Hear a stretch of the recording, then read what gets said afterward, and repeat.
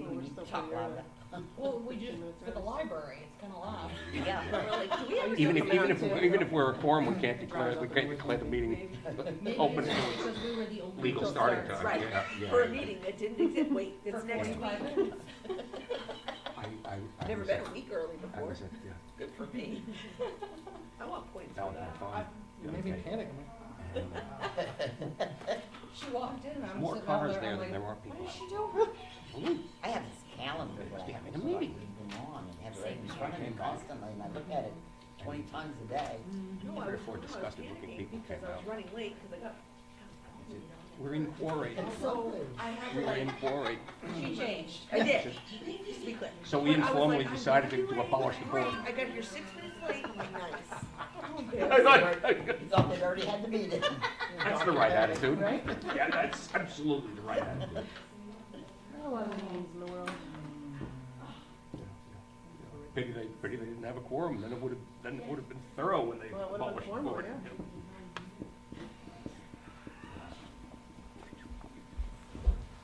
So what happens if we find out that we're gonna miss a board? I've tried to. I Just let me know.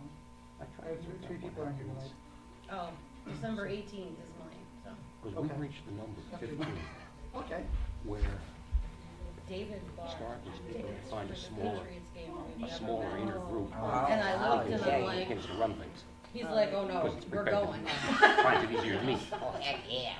You know, like when the cabinet gets to 15, there's an inner cabinet that advises the president or whatever, you know, it doesn't matter if it's the United States or somewhere else.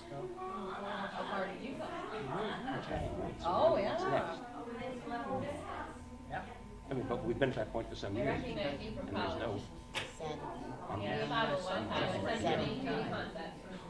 but I don't think it does. I don't think it does anything. I mean, yeah, it stamps things that need to be stamped when we're not in session. Oh, really? Oh, that's right, you're now part of the game. Because you're our chair, yeah. You never had a meeting separate from, oh. What were you chairing when they do the executive session? Oh, was it, you're just renewing, okay. Sorry, I'm not new here, but I'm new. No, I don't. Me and Cheryl.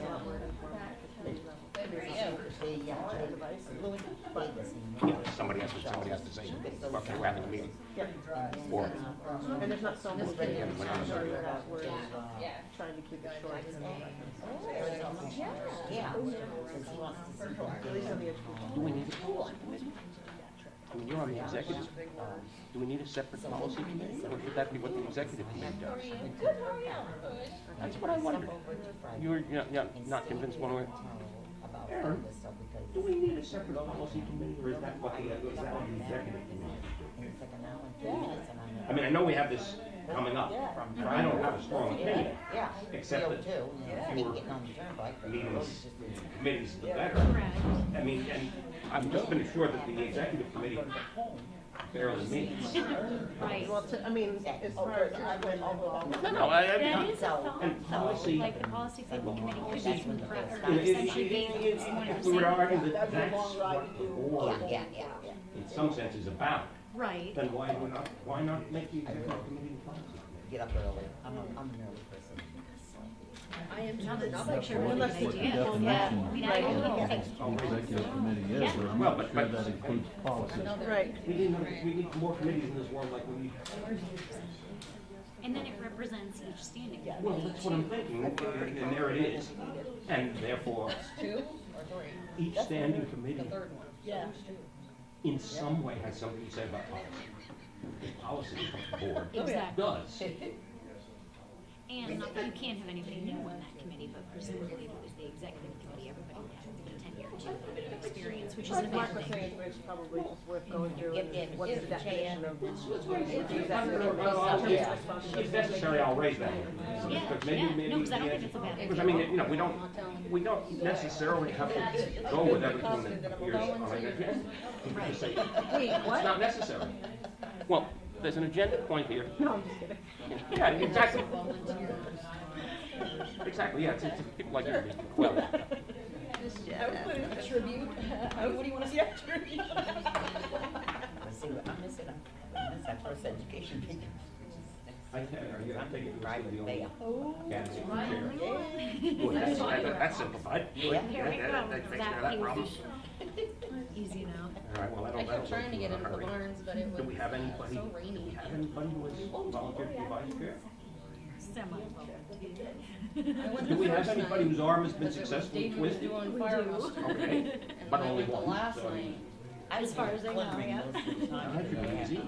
And vice chair and Involved pro in that, so tempore is it's really, like I'm, you know, and I'm sitting there. if you both drop dead, But you never know, because I ended up having to run executive That's right. session When you as were- pro town, because there was a conflict with Danny and Stephanie wasn't available. And so the guy. oh, yeah, he was, yeah. But that was that And he way was all the scrupulous. time, so He they was say, scrupulous about well, this. Yes, decided yes, because they yeah. were John. I'm sure you would be, And they came right at I me. didn't, And I I'm didn't sitting mean to there say at that the wrong. table. No. No, I but hear ya. because horses, all you gotta I'm do is just thinking stand up maybe and look bigger than they do. Maybe we should meet on Zoom. And then stop. Yeah. No, no, well, no. He's on you've got to give, you've got a quorum, act. Good, how are you? Right, no, they will, they will. Now, Ms. Stewart, you're putting up with us. All you gotta do is stand up and a horse will just stop. I don't know how you put up with us. It's obviously a desirable skill, but, you know,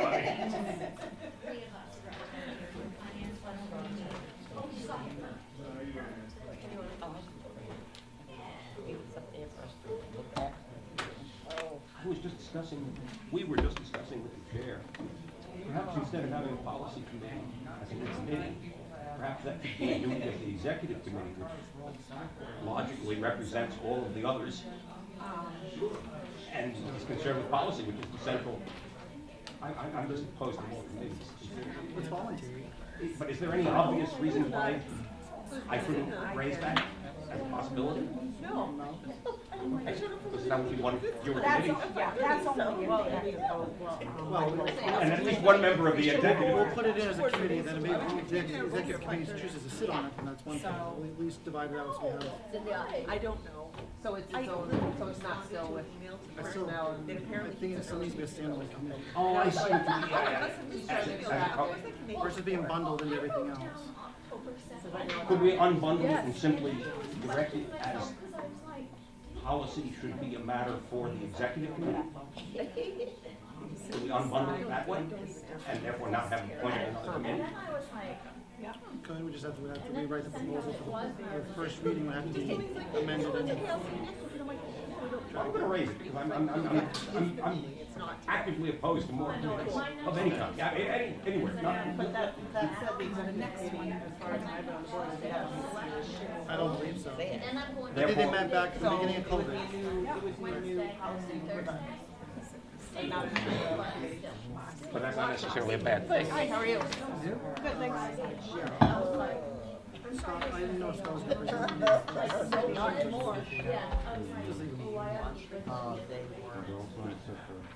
But I kept going back I think we have, I don't remember, I remember the date us sit down and everything. I'm so encouraged by our meeting. I mean, our committee, that was a committee meeting. You know, I'm favor of the same sort of procedure, you know. I followed her like a dog. I'm like, is it Executive committee is just three I think it's another one. heads of each executive and the chairman. Oh, I see. Next Monday. Three committees, chair, and three committees and three offices. The three central offices and the three committee chairs. Six. Yep, because October Still, that is leaves usually a elementary quorum school. of four. But we don't, the board don't have an issue, we have a. The committee could be, don't listen to something. She's trying to confuse me. I'm not, I'm trying not to No, what I listen. meant is that the executive committee, Don't if listen. it's four of them are present, that's quorum. Too many dates. We got 2 weeks until we got approved. Oh, see, I've got somebody else sitting. Well, we're pretty sure it was tonight at 5:30. Yeah, I think we're all right. I think we're all right Nobody in came that. except Because it's three committee chairs and three offices. So it requires, next week. yeah, you can't gang up without one person from the other category. Because I four. work in the hospitality industry, we don't have holidays. Healthcare. I'm sorry, I'm not used to that. Part of the point is the executive committee, as far as I've seen, is authorized to act necessary encouragement when the board can't meet. And therefore it becomes important that it should be easy to assemble a quorum of that committee in case the shit hits the fan. And four should be able to get 4 out of 6 people together in a hurry. In a sense, you make a round robin phone call and you 4 people say, yeah, I can come this evening. They certainly all, everybody has skin in the game. Yeah, that makes sense. And then I realized the only time that session I did is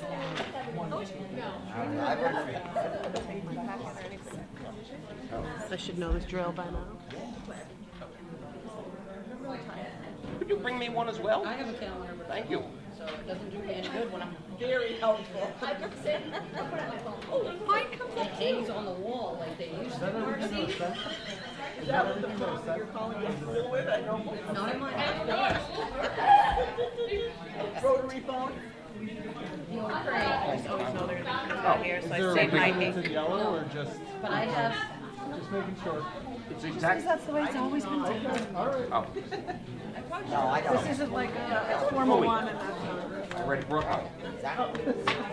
Yeah, I printed mine out. it's not yellow, but it serves the purpose. I could have put yellow paper in, but I don't, I have yellow. I wasn't aware that was what was authority. I'm not buying it. I haven't had enough. I'm Brian. Mark Hutchins. I was out last, Yeah, Meeting in yeah, COVID. you had some fun stuff, yeah. ball. Everybody's good? Good. There's some lingering effects. Oh, yeah. yeah, these people that probably live in West With Like us. a bad cold. With us for probably. Yeah. I was good the first 2 times. The third time took me up a little bit. 3 times you've had?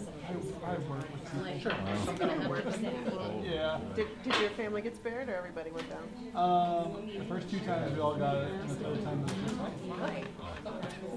And that was the worst one, that was the the one that worst one. only I you think, got. and I got it, I'm pretty sure I got it in Canada. I was on a work trip with my wife. So international COVID. It's different. It must be yellow. Yeah, could be anything. Is there a column there, right? Because that is a separate from policy personnel facilities. And executive. Correct. The executive is the 4th Correct. one. Right. I'm not fussing on the column, I was just trying to. Although I suppose, basically, point out, Mark did very that's exactly why you have to be careful of things like punctuation. I got out of that, thank you. Oh, one of us. It is whether you like an Oxford comma or not. But in this Technically, her boss is in case, town. My boss was unfortunately somebody bold in the end. She said She couldn't, something. They either have to eliminate the bold or put in the comma, or we don't have 4 committees. Yeah, Oh. yeah, I it don't was, care which one you do. it was interesting. One or the other needs to be. To learn. I just wanted to be.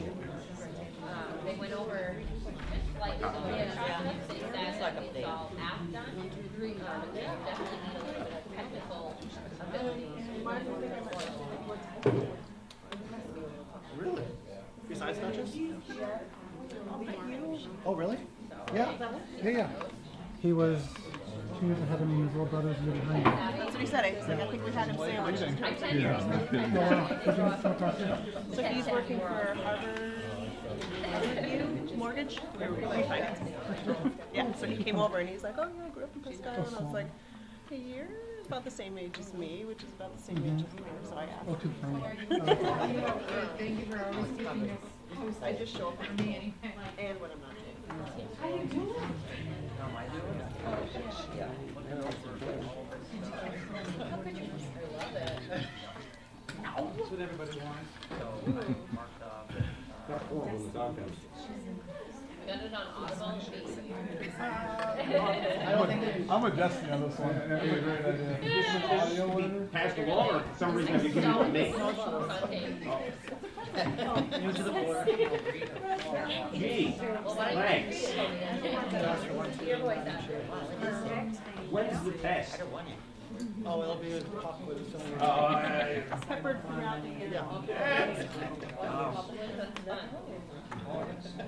As a matter of curiosity, what percentage The binder was of board probably members that. of school administrative districts have read this, I'm sure it's very low. this guide, and why therefore is it referred to as practical? Well, in lawyer speak, I think it's practical. At least you have it to look up. Thank you. I was told Makes that me glad. every new board member gets one to come on the board. There was a moment changing career, becoming a lawyer. What's that? It reminds me of that.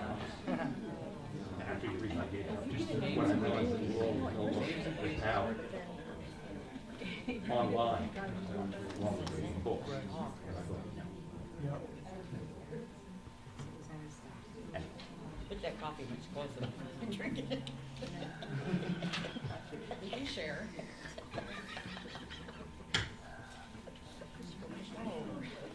I see they had, oh, he just gave me that.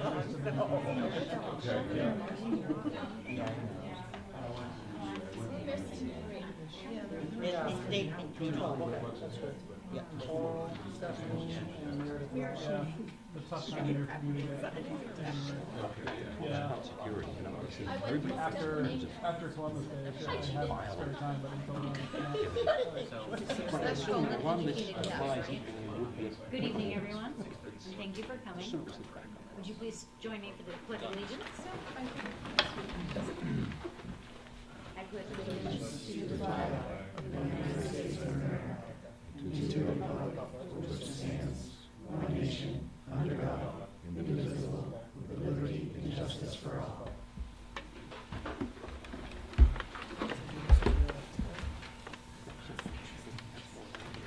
All right, good evening, everybody. First order of business tonight is to election of our board officers. So at this time, are there any nominations for chairperson of the board? David? I'd like to nominate Aaron Cooley. I would like to second that.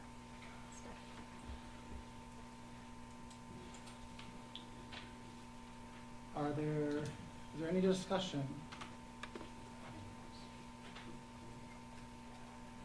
Seeing none, Move to have nominations cease. thank you.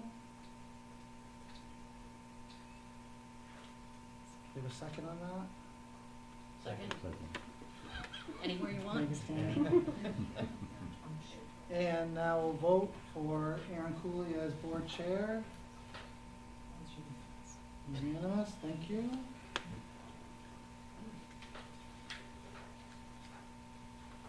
Well, Madam Chairperson, would you like to take over? Sure. We'll move on to election of a vice chairman. Do I have a nomination? I nominate Stephanie Herman. Do I have a second? I'll second. Any discussion at all? Are there any other nominations for vice chair? Seeing none, I have a motion for nominations to cease. And a second? All of those in favor of Stephanie Herbeck as board vice chairman? You do? Thank you.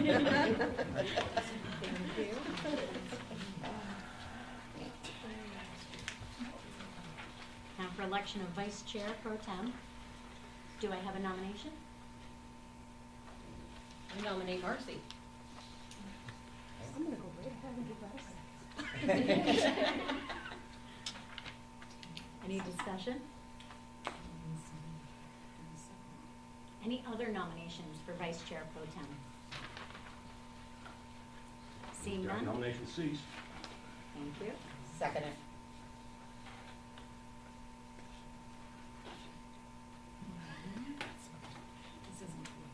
All those in favor of Marcy Winslow as Board Vice Chair Pro Tem?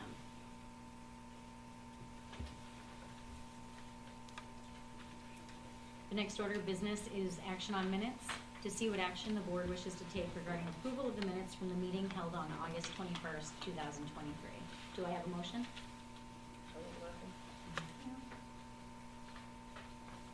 Second? Second. Any discussion?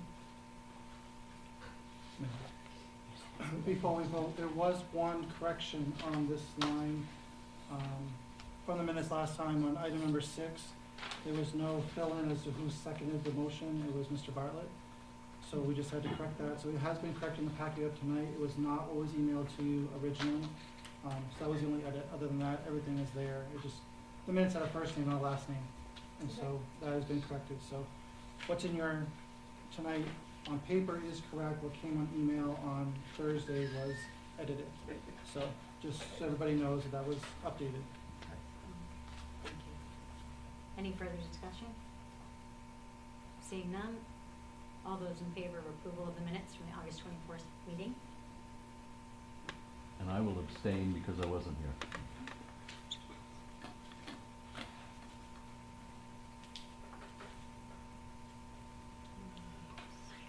Moving on to citizen comments. Is there anyone here from the public that would like to speak?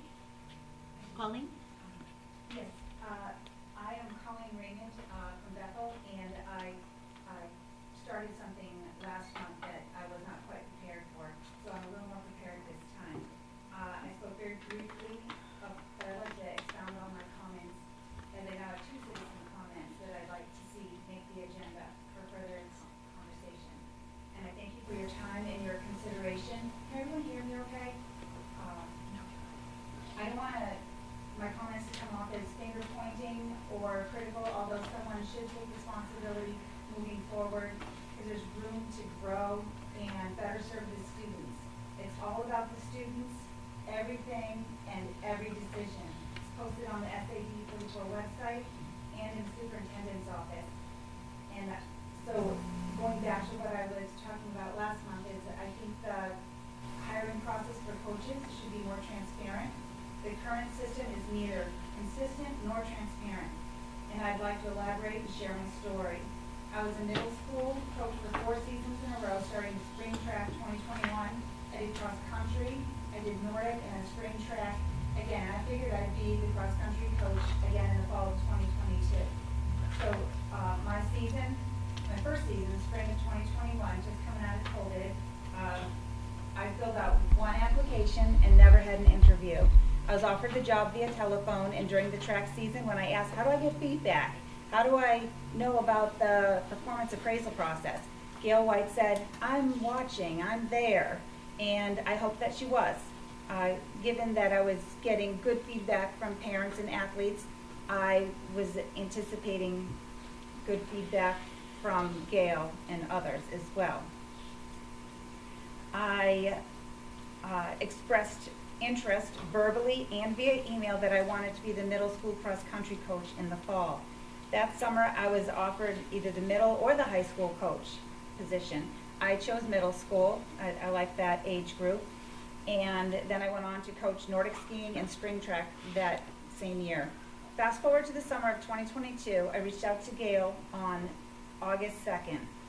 As I had in the past, expressed my desire to coach middle school cross-country. On August 8th, she responded that the position has not been filled yet. Mark is on vacation. Until he returns, nothing will be recommended. On August 18th, I get a text. The position has been filled. We didn't think you were interested where your daughter is at Gould. Sorry for any misinformation. Where my daughter attends school doesn't change my dedication to this community, to the relationships that I've cultivated at Telstar, and my passion for running. That's totally irrelevant. So obviously it wasn't true that I wasn't interested. I'm very interested. But Mrs. Lily's nephew was given the coaching position instead of me, which happens to go against what a current board member told me how the procedure is, that when there's more than 1 applicant, there would be interviews. That was not the case. Fast forward, just 16 days later, September 3rd, the Bethel Outing Club sends an email to the community looking for a middle school cross-country coach. Miss Lily's nephew backed out, and I don't know why I wasn't called. I presumed everyone knew I was interested, and within 20 minutes of that solicitation, I reached out to Miss Lecce, Mr. Kenny, and Gail White. And once again, I was passed over with no legitimate explanation. I'm a USATF cross-country coach. I took the contract to heart, and I became an expert. I studied dynamic exercises, I read books, I planned workouts, I planned fun, and it paid off. That year, the Telstars best boy and best girl were undefeated throughout the whole season, during the regular season, and then we had a Capital Area League champion, and the boy came in second, the girl came in first. It was very exciting, and then the boys team won the Winthrop Invitational in the postseason. But best of all, we were voted the League Sportsmanship Award. We were a great team, and I wanted to continue that energy. But it was a not to be. So I feel there should be a written coach hiring policy available to the community. All positions should be posted for everyone to see, teachers and community members alike.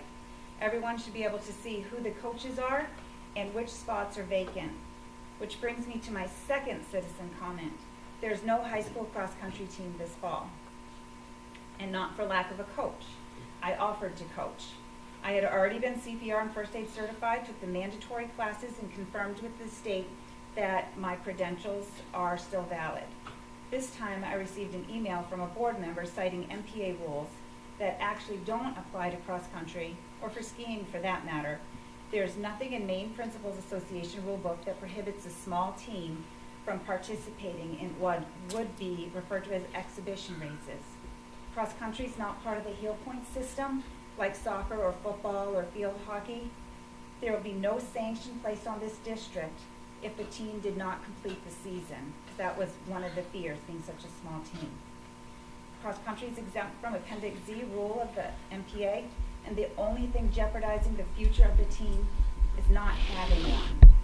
So someone needs to familiarize themselves with the MPA, as the National Federation of High School is the governing body for cross-country and track and field.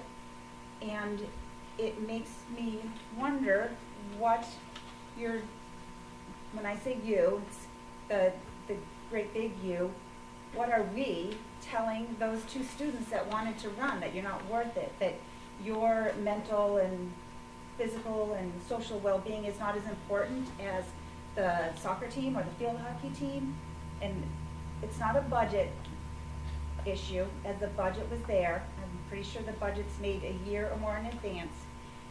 So I think somebody owes those two runners, wannabe runners, an apology. They didn't look deeply enough into the rules, and there could have been a team.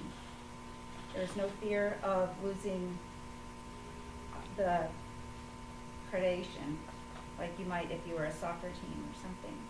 So I just thank you for your time, and I look forward to seeing this on the agenda. It's all about the students, everything, every decision, and I'd like to add with no exceptions. So thank you. Thank you very much for listening. Is there anyone else here from the public that would like to speak? Yes. My name is James O'Kane. I'm the father of Ezekiel, and he's just starting preschool at Crescent Park. His mom and I are separated. I live way out in Jay. That is 45 miles from this school. When I called earlier to see if there was a Zoom or Skype or some similar technology, the individual put me on hold for about 15, 20 minutes. Came back, told me that there wasn't nothing like that here anymore because you guys had removed COVID restrictions. This technology was used back when I was in middle school in Ellsworth.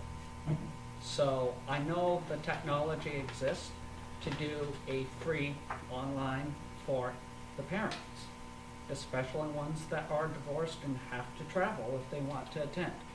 My parents attended every single the school board meeting while both me and my brother were in school.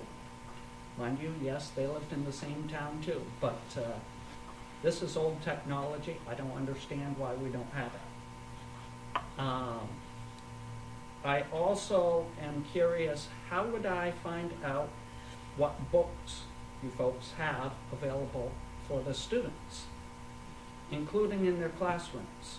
I was at the Farmington Fair with my son, and they gave me resources for out that way, but that's obviously a different RSU out there. And I also wanted to make a comment about what you were saying. My grandfather holds a state record for running cross country. He's a 90-year-old man, and even though he lives out in Ellsworth, he follows cross country teams across the state, and sometimes even when certain runners win state championships, he'll drive down to Boston, a 6-hour trip. I don't understand why cross country would be exempt. It's a sport that requires you to use your mind as well as your body. And it is a very sociable sport. You're not trying to defeat the other team like in something like football. You actually have to work with the other runners oftentimes to help reduce drag, for example. So there are very important skills socially, mentally, and physically that come from running cross country. Thank you. Are there any other citizen comments? Seeing none, any board member comments? I'd just like to say that my youngest daughter, Madeline, attends school here at Telstar Middle School, and she went to the Common Ground Fair last week with the North Star program. They went up on Thursday and camped out in fairgrounds and attended the fair and volunteered Friday and had an incredible time. It was really neat to see, how rewarding that was for the students and see that firsthand. We've heard a lot of positive things about that program. I just wanted to echo that and thank you all for your continued support for that program. Any board member comments? The chairman's report, I really just have the reminder that the MSMA's 50th annual fall conference is coming up on Thursday, October 26th and Friday, October 22nd, or 7th rather, sorry. And that's at the Augusta Civic Center. And is open to all board members if they're interested in attending. It's an excellent learning opportunity and a chance to connect with your peers. And they're offering over 60 clinics this year to choose from. So if you're interested in attending, contact the central office. Quick question. Yes. Marco, are you gonna go to that, Mark, that conference? I'm there on Wednesday with the superintendents. Yes. Thank you. And if you do want to go, Mrs. Gunderson can sign you up. She did block a room or two just in case people want to stay over. Just she needs to know this week sooner than later because the rate gets progressively more expensive the longer you wait to register. I don't know why they do it. They do. This is just an idea of some of the proposed workshops that are going on Thursday and Friday that you could attend. The room booked for, Thursday night? Thursday night, yes. So in case you haven't seen that agenda and the offerings, it's a copy there. And it's open, any board member can go one day, both days, whatever your schedule allows, or if there's something you see on there that you are interested in, you can attend. So. School district sent me to the Drummond Woods some legal update last week, and I thought that was outstanding. I appreciate Paul, you go, I asked to go, they signed me up, so it was awesome. Okay. Good. It's a lot of information was out of those. Very good, it was good, well done.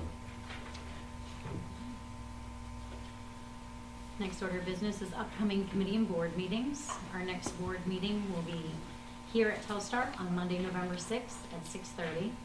The Education Committee is going to meet on Thursday, October 5th at 3 p.m. in the Norway Savings Bank Conference Room. Facilities Policy and Personnel will meet Monday, October 2nd at 5:15 in the Central Office Break Room. The Finance and Negotiations next committee meeting is to be determined, and the Region 9 Cooperative Board will meet on October 4th at 6 p.m. at the Region 9 School of Applied Technology. One quick. If anybody is still in the position that I was in the other day, the NSP conference room is now the conference room within the bank's facility rather than the one at the other end of that floor. As I discovered to my embarrassment. Moving on to committee reports for facilities, policy, and personnel. Marcy? So we met on the 18th. We did elect chair, myself and vice chair Amy. There was a couple of policy BDE, which we'll be looking at tonight later on. We had some discussion over the Telstar PTA system upgrade, which is also later on we'll be discussing. I lost my place. Some roof repairs, getting a quote for some roof repairs over at Woodstock School, again, that's later on in the meeting. And then we set our meeting schedule for the remainder of the year. Didn't taste good, did it? Showed up maybe early, it's fine. I did not, Okay, I did not get that. do not see them, but Mrs. Gammon, would you mind just filling in? Would you do a Region 9 report by any chance? Thank you. So Mrs. Gammon is the director of Region 9. She's here for another reason, but since she's here and our two representatives are, I asked if she'd just give a quick update as to going on in Region 9 so everyone knows. Good evening. Thank you. Director Gammon. So I don't know a lot of you, but if you haven't been to Region 9, we invite you to stop by anytime you're in town. There's usually somebody in the office or one of the students that would love to give you a tour, or you can call and we can set up an appointment. So please feel free to come on down and see the exciting things we're doing. We're offering 12 programs this year, not counting the truck driving. So we're excited about that. We have the highest enrollment we've had. This is my 17th year there at Region 9, and we're up around 209, not counting the second semester intro students or truck driving students. So we're excited about that. Presently, you have 30 students attending Region 9, and I looked earlier before I came, and they're spread out in 11 different programs. So you're very well represented in that program, so that's really neat to see. We, the one program you're not involved in is our intro, but that's a freshman program, and you folks have a wonderful freshman program up this way. So definitely look forward to serving those students in their later years in high school. In our building project, we were lucky enough to receive $5.5 million in grant funding, and we have 3 building projects going on. We're working with Harriman Associates, so those folks are helping us design a welding shop. It seems to be moving very slowly, painstakingly, but we all have these wonderful ideas, and then we have to cut $1.5 million out of our wonderful ideas. And you folks know that with your budgeting and everything. So we are moving forward. We're hoping to get to the planning committee very soon down in Mexico. The culinary outside greenhouse and kitchen market combo is also being designed by CWT out of Peru, but Harriman is also working with them to move that forward. Our third project, we're looking for land with water access, so if anybody has a camp or land with water access that you want to sell, we are looking to expand and do a mini version of the 4-H one over this way, but where we can teach water safety, boating, fishing to our students in the outdoor program, but also allow for some middle school, elementary students to be able to participate in summer or winter camps as well. So we have funding to purchase a piece of land with waterfront. If we don't find one, obviously we lose that funding. We have until about next year at this time to try to track one down. My grandson loves to send me photos from Jackman, but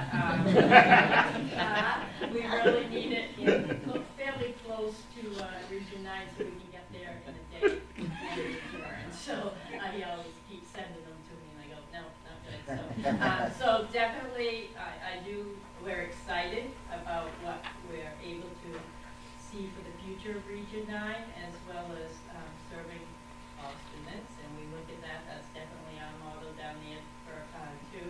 working with Mark over the last few years, as well as John Elliott this year. Definitely appreciate you folks up here in Telstar. And we tell our kiddos that every year. Any Telstar student that comes to Region 9, they have made quite a commitment. Just the busing or the travel time alone to get down to us. But you folks up here, the staff, they have met with these students, they have set them on a career path.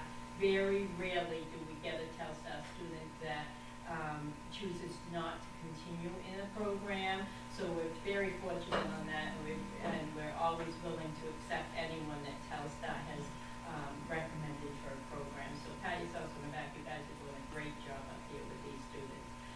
Like I said, feel free to contact me anytime. We all know budget season comes up about December, and that's always a hard time for everyone. But we really strive to do the best we can down there to be able to fund the possibilities for these kiddos. And, you know, if you have any questions, call me, see Mark can get hold of me, see John. But I would definitely ask you to stop by, and especially during the student day so you can actually see the kiddos in action, because it's amazing. And I'm actually here to give Mr. Parker's presentation, because I contacted him this week, and he said, oh, I'm presenting, and I didn't realize Roberta wasn't going to make it tonight. So, like I said, thank you for the chance to share. Thank you for pinch-hitting, I appreciate it. All right, that concludes committee reports. Next is the superintendent's report. All right, good evening. So far, we've had one appointment in the last month. We have Anne Marie Saunders, who's going to be an ed tech lead at Woodstock, which is a new addition. Schedule B appointments, Telstar Middle School head field hockey coach Morgan Richmond, and Telstar High School Student Council co-advisor Kelly Frazier. Resignations, Renee Bouchard-Charette, Telstar Middle School math teacher, effective August 25th.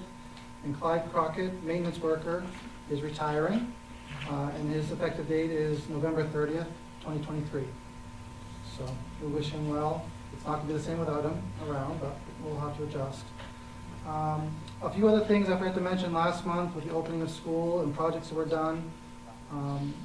This spring and summer, the football bleachers were replaced with all new decking on the entire bleachers, as well as the stairs going up to the track, which were rotten and like a teeter-totter, trying to go up and down the stairs. So that was all done and replaced, as well as mulching and weeding at all 3 campuses and the trees trimmed, power washing of Crescent Park and Woodstock exteriors, and painting of the elementary playgrounds. The swing sets and equipment all get fresh coats of paint, which haven't happened in a long time. And I think we brought in 230 yards of chips to re-chip all the playgrounds. Some big tractor trailer loads, and new sand in the sandboxes. So did a lot of sprucing up, trying to now make sure we have this on a rotation so it doesn't fall by the wayside for so long, to maintain, keep things up, and have lots of projects on the list in the obsolescence plan, the new 10-year plan that Arlene is working on, to try and make sure we have everything in a better rotation and all the buildings inside and out. It was a pretty good one up until COVID, and it kind of went by the wayside, and we don't want to lose ground with everything we've done with our buildings and grounds.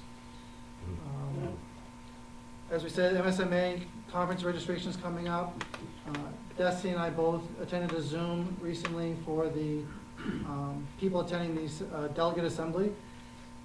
Would you like to share a little bit about what you recollect, and I'll try to fill in from my notes too. It was good. It was nice to hear from some other boards and hear some of what they call roses and thorns that were going on in their own districts. It sounded like a lot of districts are struggling with the same things, you know, that everyone's struggling with, from staffing to custodians, bus drivers. Yep, and just issues with, you know, things falling apart like us, like the PA system, you know, just typical things like that. They went through I don't know what you call them, the list of changes that will be being made. The resolutions. Voting on, yeah. There's a lot of just basic things from what I remember. There's some wording, some verbiage that needed to be changed on a few. The only one that was one that had some substance to it. In the Constitution, right. Was it the Constitution? Yeah. I didn't bring my notes because my iPad died. There were more resolutions up for deletion than edits. there was two new resolutions added to their charter. Yes. The whole meeting was about just prepping everybody what the delegate assembly will be about. And that is where they asked for one representative from every school board in the state to sit and be a part of the process for the statewide school board. That meeting will be coming up on a Saturday in October. And one of the big parts they talked about was just the technology and the process of how they get onto the Zoom, and then they have to vote with an app, and to make sure you have all those things in place ahead of time. This was just a preview. They were doing regional meetings, and we were in region 6. Yep. Okay. This is the first time going. It was Interesting. an hour and a half Yeah. of the evening, but it was a good idea just to see how other boards are functioning, the pros and cons everyone's going through. Everyone's got building projects, staffing issues, all different size boards, which you'll learn in the state of Maine. You got boards everywhere from 5 to 22. Yep. And so that was interesting to see and hear how people function with that, different types of meeting structures. A lot do a minimum of 2 board meetings a month, and then there's subcommittee meetings on top of that. So just different ways that they approach things. So this was just sort of the behind the scenes of how you as a school board, this gives you kind of your guidelines and your charter to follow and function, and it's consistent across the state. Never been to it before. Yeah. It was interesting to actually go and to listen and be a part of it. They explained to us how their laws are set up to kind of make it so that we can like, base ours on them, but they're not actually like strict. Like we actually can defer and be a little bit different than what they're recommending. So like that's what we take on as a personal board, but they always have their recommendations of what we should be doing as a board. Pretty much the guidelines to follow, and then the local rule part, you can adjust as needed or as you see fit.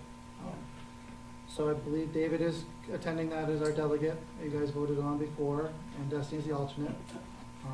So that'll be a Saturday afternoon event, and then they'll be able to bring back any updates or changes from there. And that leads into the conference that happens in Augusta later in the month. So it's a kind of a pre-conference, so to speak. I had computer problems, so that's why I didn't attend Zoom. I need to work on my Zoom techniques. It happens. Up next, we have Mr. Parker here to give us an update on district safety plans and our recent district-wide lockdown day that we had. Right. Well, the good news is all the plans have been reviewed by all the appropriate people, and we're going to be getting some of the pieces of that plan down to the 911 center, so they'll have updated data when we dial 911 from any of our schools. So as far as planning goes, we're in great shape. I put a piece of paper on your front of everybody. One of them says what SAD 44 has done to prepare. And I've been with this district probably for over a dozen years, and I don't think we necessarily give ourselves enough credit for some of the things that past leaders and current leaders are doing, because they're doing great stuff. At the very top, as you can see, we're training at every level. We're not just assuming Mark knows what his job is as the new superintendent and that Dave Murphy briefed him on all the things that he's supposed to do. I have a nice little checklist for Mark to help remind him, and he now has another person up there you can give him a hand, which is nice, as well as each of the principals. And we now have a new dean, which is a nice addition to the team, that's for sure. She was right on her game when we did the lockdown, so that was nice. All the principals have put in their schedule for the year of drills. So we've already had our first lockdown drill at each of the schools, which I'll tell you was excellent across the board. Did we pick up some things that we need to work on? Yes, we did.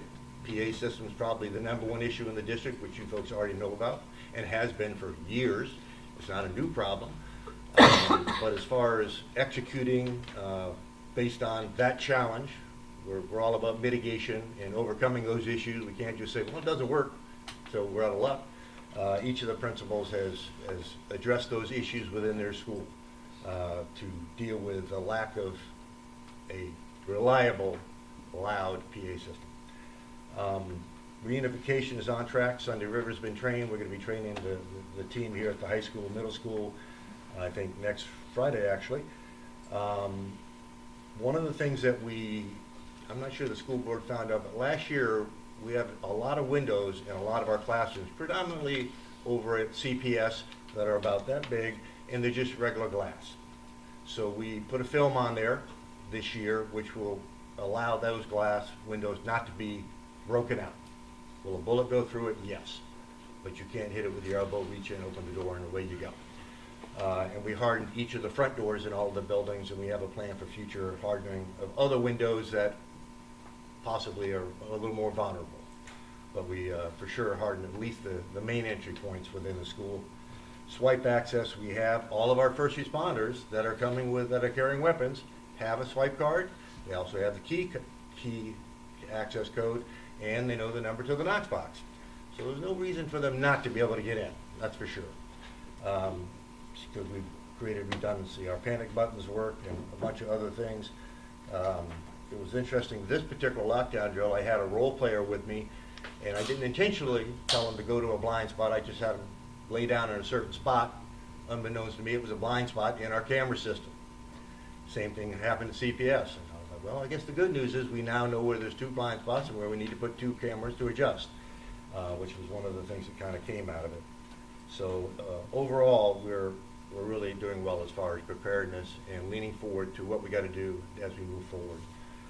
The second slide I put on there was just to kind of illustrate how complicated it is across the counties. A lockdown drill where there's an active shooter is not just a building problem. It's a community problem. It's a regional problem. All kinds of folks have to be involved. Our 911 system, which we have in Houston County, is fantastic, and they're fully engaged. Sergeant Baker, Sergeant Ontango, who are the 2 sergeants that oversee our area, and our officers are fully engaged. Our officers, some who are graduates at this school, are fully engaged. So on that side of the house, we're really in good shape, and everybody's supporting it. If you look at what's under, of course, Mark's team, which is kind of lean compared to RSU 14 and a bunch of other districts which have, you go in the district building and there's like 15 people sitting around desks. It's not quite that way out here. The only other 2 pieces I wanted to mention was the Unified Command. We're very lucky we have our own fire chief in town. Matter of fact, the fire chief for Woodstock was at the drill out at Woodstock, which was great, and a police officer as well. And Sunday River has clearly stepped up. They had 50 people in the training session, to include one of the VPs that said, if something happens, we're all in, we will be ready. They have all the stuff, they've been through the training. God forbid we ever need them, but the good news is we have somebody ready to go to take care of us if we had to take this facility and move it somewhere else. So we're in really good shape as far as that goes. So I don't know if anybody has any questions, other than Region 9, which I'm glad you're here. I'll talk to you later. Thank you.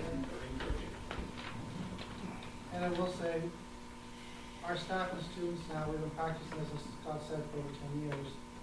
We have our routines down well, not the point where they're comfortable, but they at least don't panic. And that's the biggest thing in these situations. We can practice this as many times as we want. If the situation were ever come up in the moment, emotions and adrenaline and panic are going to set in. So if everyone at least has a good basis to rely on and fall back on, and the kids feel comfortable knowing what their role and what they need to be doing, we're in a much better situation than we could be. So we're lucky that way. And these drills they are required by state law. We have to do these drills every year. And so they take it very seriously. And the admin team works really hard to ensure that they are practiced appropriately and not just blown off. And they do follow up and take notes, and they check in, they go around, they use the camera systems. And so this part is in good working order, and we're really lucky that way, to have a system that, if we ever need to use it, and the goal is we don't, but if we do, we at least have a sense of what we need to do to be safe and stay safe. Do I assume that a lot of what's here is also applicable to some other kind of disaster or a sudden emergency, not just? No, Yeah. it could be. I can envision other things happening to the building or. We practice if there's a major tanker accident on Route 26 out front, or there's a gas leak at the propane tanks, or there's other different situations that are also thrown into scenarios Right. that it's not just Yeah. intruders. We could have the sprinkler system just set off and have to deal with that. Not that that's ever happened here before or anything. Last but not least, Mrs. Clark if she wouldn't mind just sharing a unique opportunity for her Woodstock fifth graders that's coming up. I think it'd be nice for everyone to hear what's going on, so. Hi, everybody. So our fifth graders, October 10th through 13th, with an overnight on the 12th, are going to be at the Bryan Pond 4-H Camp and Learning Center. And the focus will be leadership and team building. It will be water and forest ecology, and it'll also be archery. The Department of Inland Fisheries and Wildlife is subsidizing the program, so without their support, it would cost over $3,000 for this experience. And our PTA has stepped in and is paying the $280 that is our contribution to the experience. Kids will learn how to handle a bow safely. They will do some map and compass skills. What else? The ethics of hunting, because as part of the archery program, they will get certified. They will get a bow hunter certification. So it's only our fifth graders because this program, the hunter bow safety component is for kids age 10 and up. So we have a substitute secured for the rest, our 7 fourth graders for those 4 days. And they also will be going to Bryant Pond for another experience on a separate day. Our third graders are there today for water ecology. Our kindergartners are going tomorrow for sensory and nature. And our fourth graders will be going in October. So it's just the beginning, hopefully, of a relationship with this incredible resource, which literally is almost in our backyard. I'm meeting with the Lakeside Classroom staff, which is what they call their school program. I'm meeting with them next week in hopes of providing some enrichment opportunities on site at the 4-H camp for our after-school program as well. So super exciting, and yeah. Thank you for sharing. I just wanted to add that seems like a great introduction to the younger kids for the TFA program. So when they get there, it's not a surprise or a mystery beforehand. So that's pretty awesome. Thank you, Chrissy. And with that, I conclude my superintendent's report. Next order of business is old business. That's having none. New business. There are no adjustments to the agenda. Number 3, to see what action the board wishes to take regarding the first reading of policy BDE board standing committees. The Facilities Policy and Personnel Committee will have a recommendation. The Facilities Policy and Personnel Committee recommends approval to amend the current policy to separate the policy committee.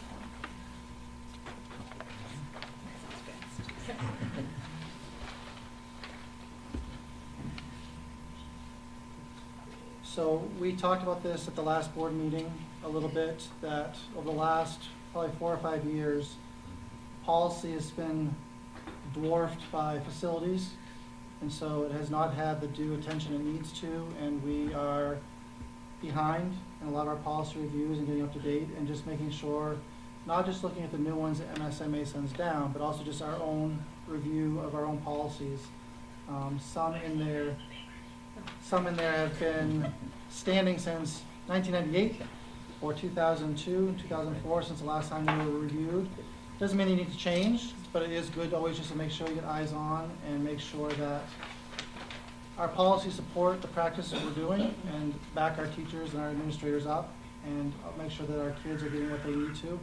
So that will be a new committee standing, and Mr. Muir is going to sit in with that committee as well and help lead that up. He started the process last year as part of his internship with Dr. Murphy, and has work that he wants to be able to finish and already has a good sense of it and gets the updates.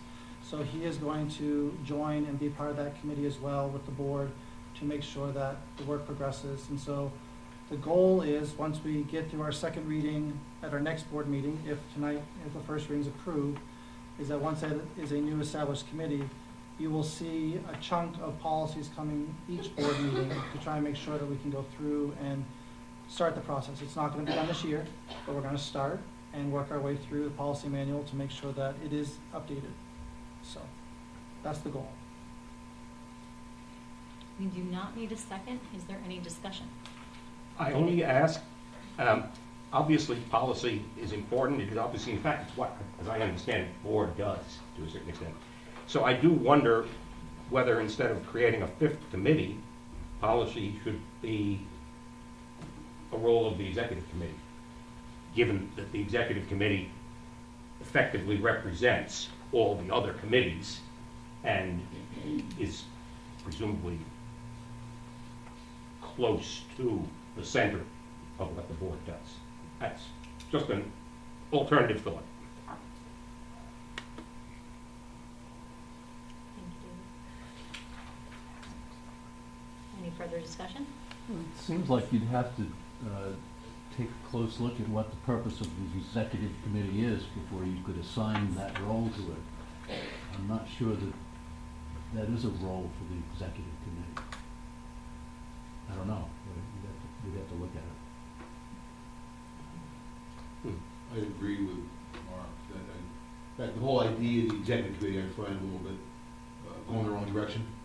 I think that the standing committees are fine. I think a separate policy committee makes sense. It ought to be scrubbed. That thing I went to last week in Augusta was all about updating laws change, and it's all part of the structure of things. You got to update policies. I think we have, right? I think these come down from the Yes. altar somewhere and comes in and If you would, when they came through from MSMA or from Governor Woodson, the committee would bring them forward. Yeah. They come by email as they come through, and they send out to all boards for everyone to consider. Everyone's policy manuals are 99% pretty much the same. They're all standardized. So part of that is not just taking on the updates that come to us, but actually going through our standing policies and really reviewing and just, even if they just need to be date updated and that they were read and revised, but it's a process and time. I think it's a good idea, and I'll finish up. I spoke with the chair about something else a few weeks ago, and I said that maybe even part of this agenda is 10 or 15 minutes at the end of the meeting, review whatever's getting cooked up, that kind of thing. It's good education, re-education. Has there been any thought about this doing a temporary separate policy committee to get things kind of back to shape as like a 1-year standing, and then once you're kind of, because it hasn't been reviewed for a while, you said, so then maybe after that it is a easier process than to have this completely separated, and it gets reviewed with an executive session once a year more thoroughly once it's up to date? It's a possibility. I mean, With personnel and facilities and policy all together on the committee, there just hasn't been time to do all three things to the full extent that we want. Any further discussion? Seeing none, all of those in favor? It's unanimous, thank you.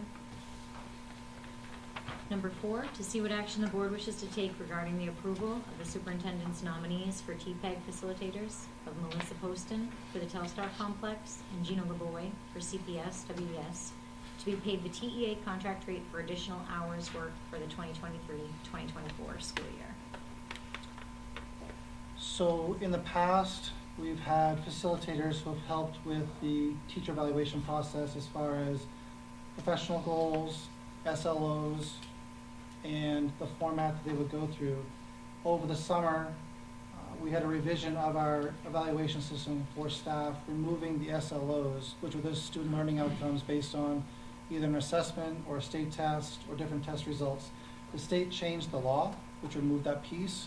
So to stay in track with what the state is doing, we removed it from our system. In doing so, it took a big piece of the work that the facilitators would do with staff throughout the year away. And before, you were paying them a standard flat stipended rate. It was $1,500 for the year. And we had 3 facilitators in this complex. The middle school was split with Tammy and Lori Davis. High school was Melissa Poston, and then Gina LeBoy was doing elementary school. Even the facilitators came to the table and said that while the money was nice, it didn't really pass a straight face test. And they didn't feel like they were being effective the way they were in the past. And so going through this revision and revamp, they wanted to say on there's still a place for them to help, especially with new staff coming on board. And also the new system has the professional goals going for a 3-year span and having the teachers work on them in collective small groups over 3 years versus every single year picking a new one. So they really have time to dig in and do a bigger project and come up with a portfolio of evidence over that time to show their learning and growth and how it's really affecting the students. They will help with that, but in doing so, they all agreed, and we agree as a committee, that using the extra hours pay that you put forward for teachers who work outside the school day was more of a realistic stipend or reimbursement for the time they put in. So they will log their time, just like coaches do, just like other activities do, and then submit their timesheets monthly, and they'll get paid along the way versus waiting to the end of the year to try and justify that stipend. They're going to be a big part of any PD that the district offers for staff in small group settings. They've agreed to be leaders in that. So there's ways that they can help throughout the year if they want, or if there's a need. They can also lead PLCs, which are professional learning communities that you have approved through the board over the years, where they can do a small group and do a professional study for up to 12 hours, get paid for that time, and then bring that learning back to the staff. So all those pieces kind of lead towards their professional growth and their own learning and improvement, which is really the goal overall. In the past, our system didn't really do that. It kind of missed the boat on that. So this system really focuses on the teachers and what they want for their own professional learning, and it's also going to be a part of the focus on their observations from their administrators.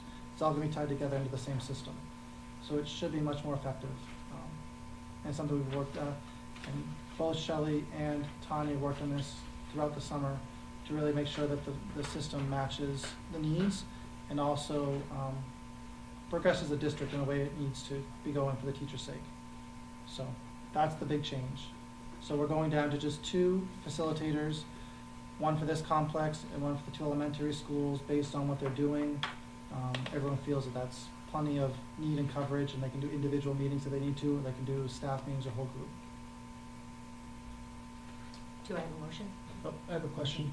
Is there a I think we not need to wait till discussion period, though.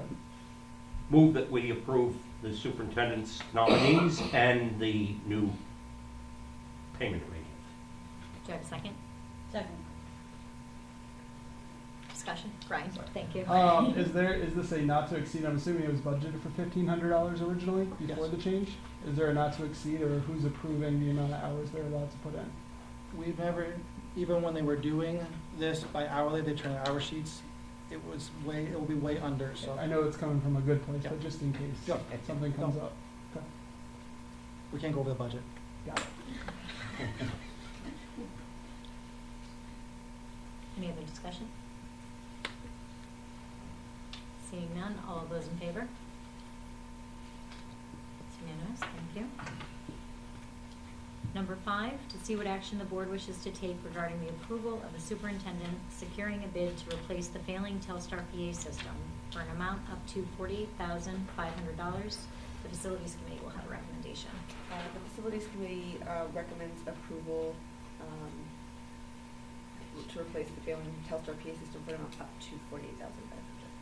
Given what we have heard and not heard, it would seem most appropriate that we move to permit that.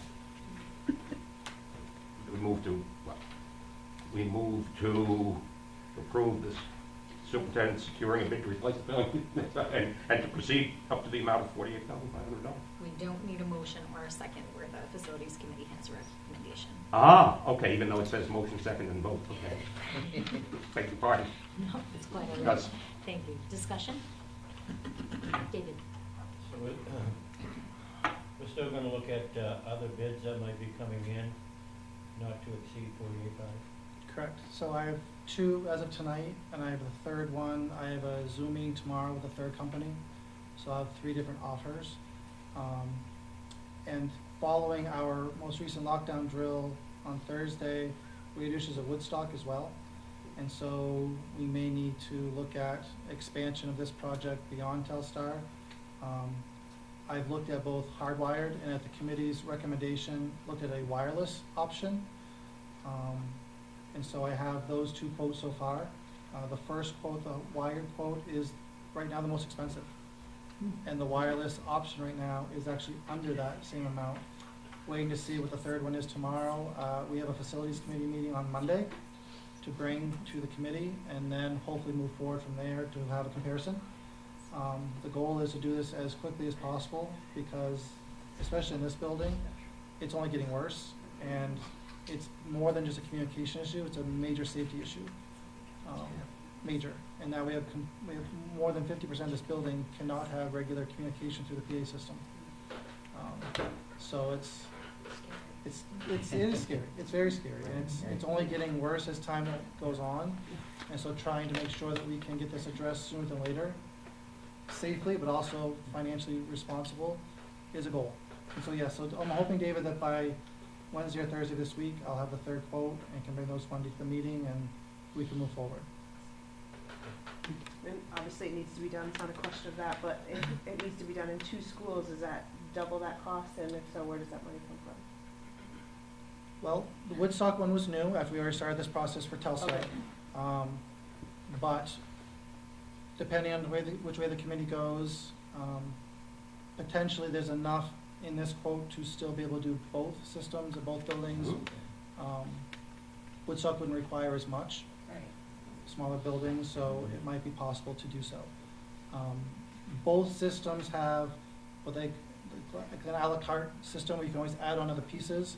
So we're going with what we need, and there's always ways you can add on what we want later down the road if that's something that deems necessary or helpful.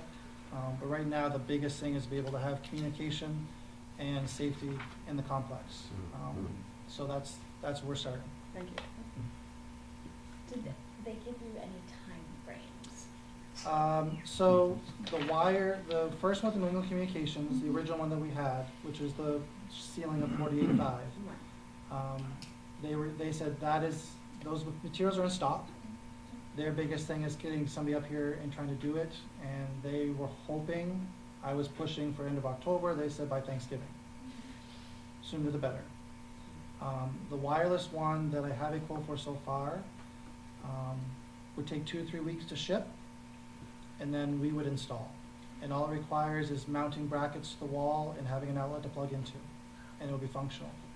So within a week after it arrives, we could be up and running, which is very tempting time-wise. And it also doesn't rely on the current system, which we don't know what the real source of the issue is, and if it's going to continue or happen again, or if there's underlying helpers in the ceiling that make it not work over time. So you just never know what's going on up there. And that was the cheaper one, the wireless one? The wire one was actually cheaper, almost $10,000 cheaper. I got a kind of an off-the-wall question, I appreciate Mr. Parker's presentation. Is there any, why this kind of system, we talk about what you need to have campus-wide communication. Is there any thought given to vulnerability to sabotage? Like hijacking of... Well, if you have evil people, and they're really evil, you think about it, you think ahead. And I hate to be so blunt, but I guess that's my curse in life. I don't know, is that part of the design criteria? I don't know. You said put it on the wall and plug it in, and that's, I don't know. Scott, have you heard of it? Does that sound kooky? I researched every incident that's significant in all the schools, and the answer is no. Matter of fact, I'm nudging Mark towards wireless because I've seen it done in other schools. Because it not only gives you redundancy, if that one particular one that happens to be unplugged, okay, we still have redundancy throughout the whole school, and it's loud enough that even if you're not in your room, you're in your room, and yours doesn't go off, it's loud enough that the next remote is going to make sure you go through. So that's the enhancement. Thank you. Power, we have a full-time generator. We're an on-demand generator. We're right across the site, so we don't need the battery backup because we should never lose power for more than 30 seconds. Going with the plug-in part of it though, like, say students are going around having fun unplugging them, is that gonna possibly be a problem? It could be, we'll have to, there's ways that we can secure the cords to the wall, and they even have some, they even sell lock boxes you put over the outlet, so they can't open. If we get to the point where we feel we need to do that, we could. I never heard of these before, until, I didn't know much about them, but the demonstrations and the technology and the fact that we can, for lack of a term, plug and play. You can mix and match things as you go through, and we can have some with flashing lights. They can even get some, we have scrolling messages. There's all different varieties of times, and they will do a bell system, which we don't necessarily need to do, but it's an option. They will do a clock system, which we could go through and update the clocks if we ever felt we want. The things you could always add on down the road. Priority right now is the PA system and safety and communication. It also includes new panic buttons, so tied into the same system. So we'll do what we've had in the past. It just, Personally, I think priority should go to faster than more budget friendly. I mean, that's my personal preference. I mean, getting the school safe seems more important than the cost. And it's, I mean, the sooner the better. the longer, that's why I'm hoping this week is the end of it, and by Monday we can move forward. They both have standing orders once we get the okay that we're gonna put something through, because the sooner it's here or not, the better off everyone is. Right. So. And I think I just want to reiterate what Mark did touch on briefly. The PA system, they think they know what's wrong with it, but it might not be. So the existing one might not even be fixed with the parts that they're putting in. Yeah. They hope It's it's outdated. they hope that's what it is. Seriously, wireless is the new, it's almost 2024. Right. Any further discussion? The only thing I'll put in, this money would come out of the 5-year contingency plan that you have set already in the budget. So this is not money you need to raise or money's gonna come other places. It is in there for emergency purposes, just like this. What, 50? It's you budget for 150 for the year, and so we would be tapping into this amount for this project, so.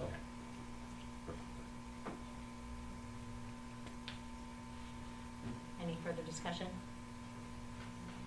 Seeing none, all of those in favor? Thank you. Number 6, to see what action the board wishes to take in regards to approving the superintendent to enter an agreement with Minuteman Securities for additional vape detectors and interior security cameras at the Telstar complex. The Facilities Committee has a recommendation. I feel like the Facilities Committee is monopolizing the meeting tonight. Facilities Committee recommends approval. Any discussion? We're having an issue with vape this year. So basically, we're finding areas that are not seen by the other cameras and vape detectors that we have, and the students are figuring that out. Of course they are. From what portion of the budget does that come? This will also be coming out of that. Out of the same. contingency money, yes. So right now, we're looking to expand our current camera system. Scott alluded to a little bit. It came up in the lockdown drill, but it's something we noticed last spring. We do have a couple dead spots, but also just spots that the cameras are so far away that you can't, even though it's on camera, you can't see. Long hallways there at each end, but nothing in the middle. The vape detectors we currently have in the building in the high school bathrooms. This would expand in the gender neutral bathroom, but this would expand it into the middle school bathroom, 7th and 8th grade, as well as the art room and the music room. All in the same system. All are ceiling mounted detectors that pick up both vape and smoke vapors. The administrators and Arlene and the office all gets a text message and an email alert to let them know that they've gone off, so they can report to the bathrooms and try to find the person or persons. If not, they can look at the cameras and try to see who was in there last, do their investigation. This is the same company who installed the current vape detectors and cameras in all of our buildings, so it's just adding on to the same network and same system. We have enough ports to add on cameras and vape detectors in the current system, so there's enough outlets to be able to plug everything into. So it just gives us better coverage.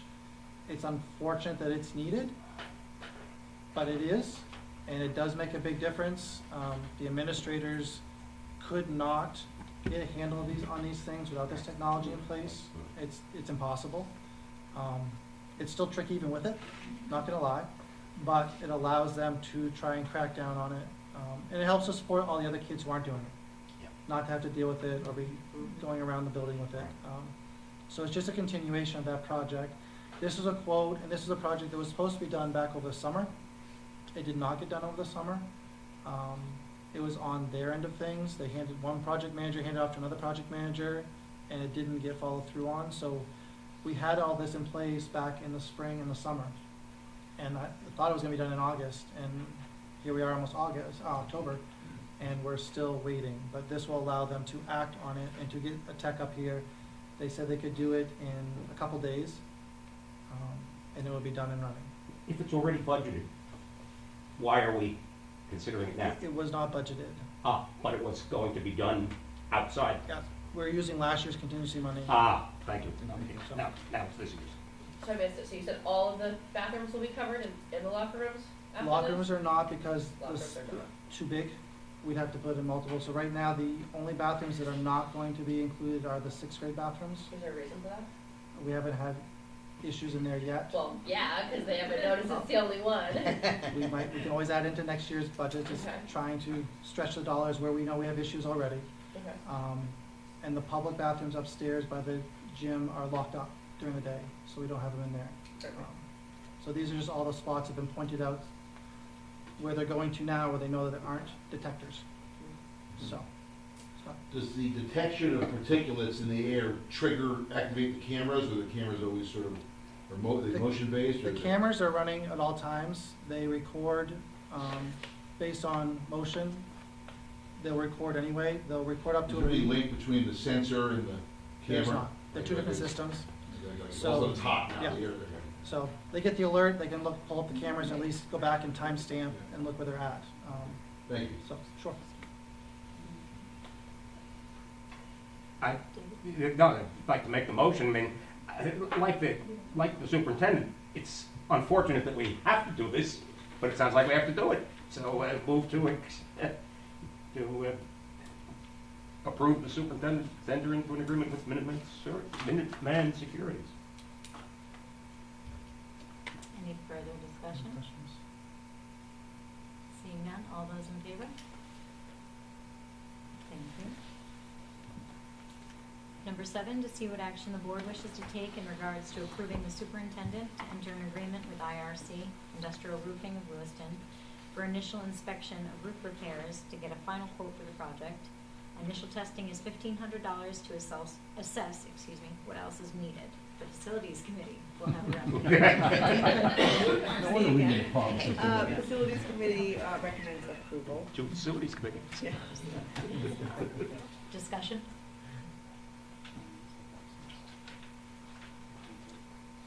I'm just thinking that our past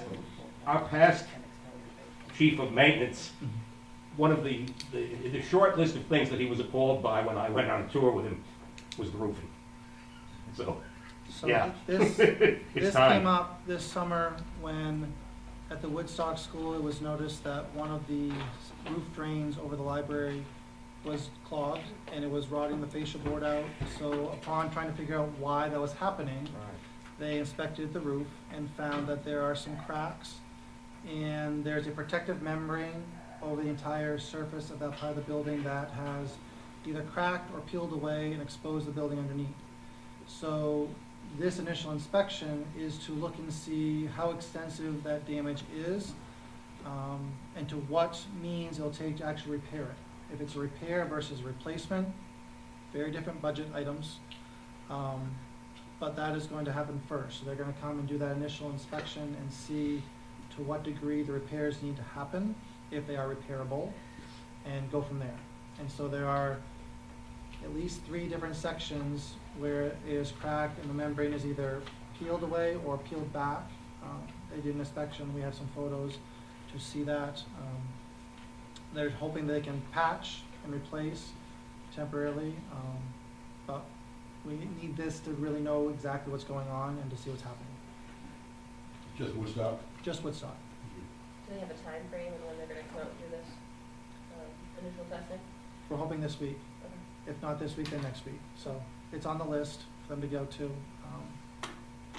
So they're the ones that let us know about it. No, yeah, I think so it's it very helps. important. It helps. It's definitely something It's very we've needed.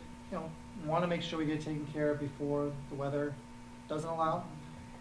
And if there is anything happening, we don't want it to get worse. So if we can be proactive and get ahead of it, that's definitely the goal.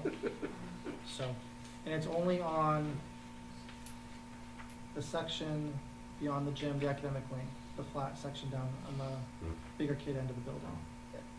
So. Any further discussion? Seeing none, all those in favor? Thank you.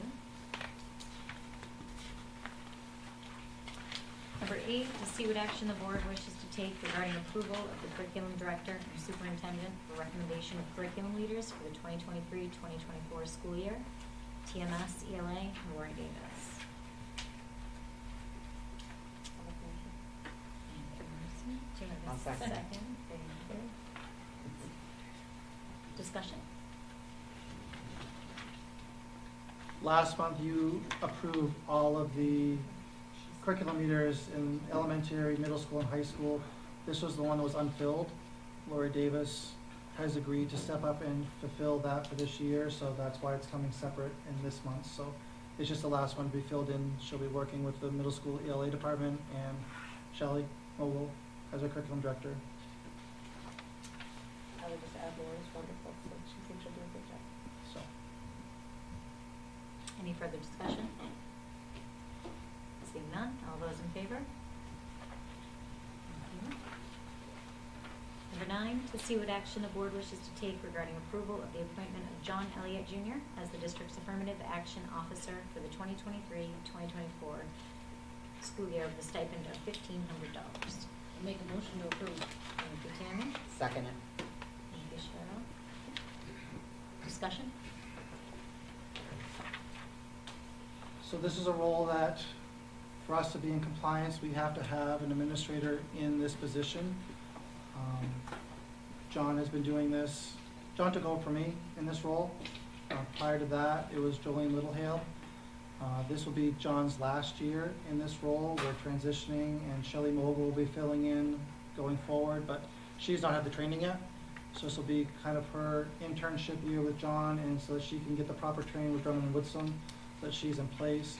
This position covers the entire district and all employees in the district and all departments.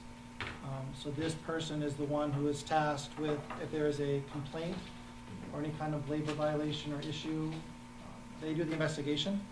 They are the liaison who works with the lawyers directly and tries to come up with a solution and also just a final determination of what did or did not happen based on all parties. So the training that they go through is how to properly document, how to interview, how to investigate, how to make sure that all contracts and all rights are not being violated on all sides.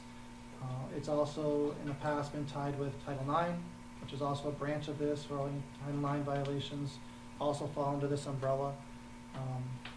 So that is the role that he has to play and gets to do. Sometimes it's a busy role. Hopefully it's not. Other times it's kind of slow. So this is an annual thing we do every year. The stipend has been in place for a long time at the same amount. It has stayed constant. Scott? Couple of questions. Sure. You first said that in compliance with what? So District in compliance with the something. district has to have a compliance officer, so this fulfills the role for the state. Is it statute? Is it Maine or federal or? It's a state statute that we have to, every district has to have somebody in that role in case there's an issue that comes up.